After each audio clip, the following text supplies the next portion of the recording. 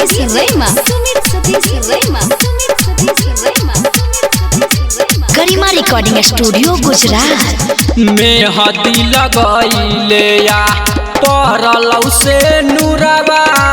जोरी के जैबे हाथ में हाथ गे जान में हदी लगैले या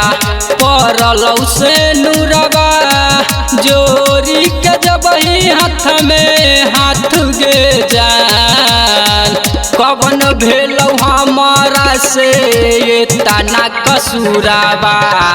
छोरी के जबही तू ससुरबा गे जान जान गे कवन भेलौ हमारा से ये तना कसूराबा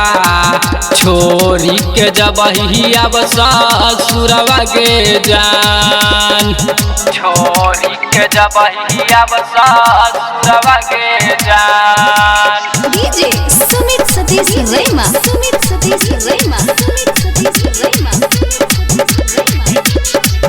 पत्थल के करे जा तू बनैले रहे जोर के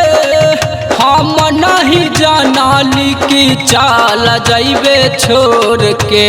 चाल जाइबे छोड़ के पत्थल के करे जा तू बनैले रहे जोर के हम नहीं जानाली की चाल जाइबे छोड़ के हमारा सपना तू दिहले बुराई पियावा के जियावा जुराई गे जान पवन भेलौ हमारा से तना कसूराबा छोरी के जबही तू ससुरबा गे जान जान गे पवन भेलौ हमारा से तना कसूराबा छोरी के जबही तू ससुरबा गे जान डीजे सुमित सतीश रैमा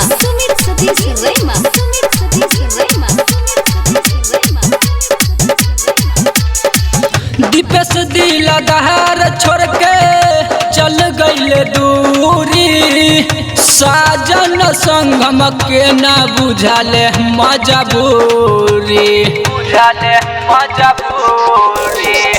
दीपेश दिल दहार छोड़ के चल गईले दूरी साजन संगम के ना बुझाले मजबूरी हमर सपना तू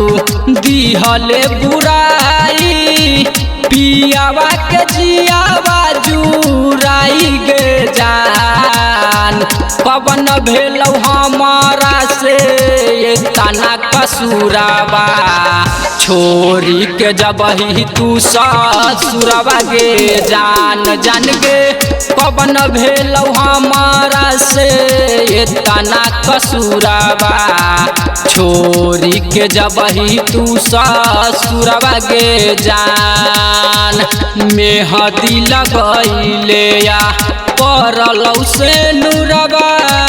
जोरी के जबही हाथ में हाथ गे जान मेहदी लगैले या